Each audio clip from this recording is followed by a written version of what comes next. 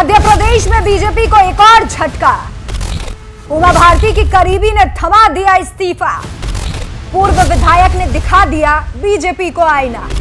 निकाल दी सारी हेकड़ी, थाम लिया सपा का हाथ। वोट एक ऐसी ताकत है जो अहंकारी सत्ताधारी को कुर्सी से उतारने की ताकत रखता है।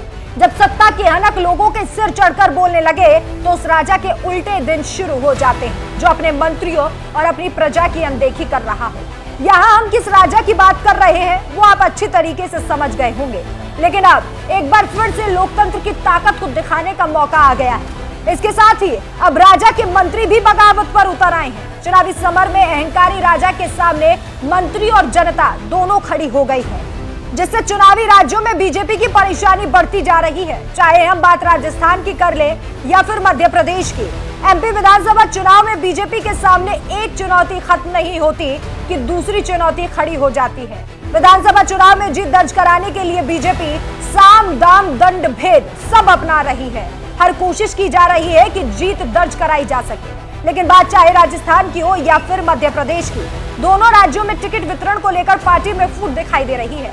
मध्य प्रदेश में टिकट वितरण के बाद बगावती सुर उठने लगे। बुंदेलखंड यानी जहां बीजेपी की वरिष्ठ नेत्री और मध्य प्रदेश की पूर्व सीएम उमा भारती का वर्चस्व है, वहीं से पार्टी को बड़ा झटका लगा।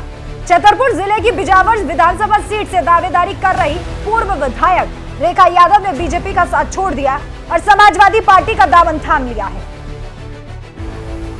उमा भारती की करीबी ने छोड़ा बीजेपी का साथ।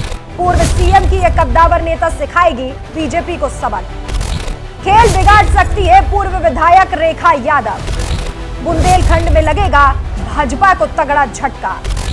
रेखा यादव बीजेपी से 2 बार की विधायक रही है। इसके साथ ही रेखा यादव श्योपुर सीट पर बीजेपी की कद्दावर नेता के रूप में फेमस रही है। उनके क्षेत्र में काफी अच्छी पकड़ है। रेखा यादव ने इस बार बीजेपी के लिए टिकट की दावेदारी की थी, लेकिन उन्हें टिकट नहीं दिया गया। ऐसे में रेखा यादव की नाराजगी बीजेपी पर भारी पड़ सकती है। पूर्व विधायक उमा भारती की काफी करीबी भी मानी जाती है। उन्होंने बीजेपी का साथ छोड़कर समाजवादी पार्टी का दामन थाम लिया है। इसके बाद कयास लगाए जा रहे हैं कि समाजवादी पार्टी बिजावर में प्रत्याशी बदलकर रेखा यादव को चुनावी मैदान में उतार सकती है। क्यों नाराज हुई रेखा यादव? बीजेपी ने इस बार छतरपुर जिले की बिजावर सीट से राजेश शुक्ला को प्रत्याशी बनाया है। शुक्ला समाजवादी पार्टी को छोड़कर बीजेपी में शामिल हुए थे। रेखा यादव बिजावर की सीट से टिकट की दावेदारी कर रही थी, लेकिन टिकट नहीं मिला। बताया जा रहा है कि भाजपा के इस कदम से आहत होकर रेखा यादव ने पार्टी छोड़ दी। एमपी से लेकर राजस्थान तक ऐसे कई उदाहरण आपको देखने को मिलेंगे जो बीजेपी का साथ छोड़कर दूसरी पार्टी का दामन थाम रहे हैं।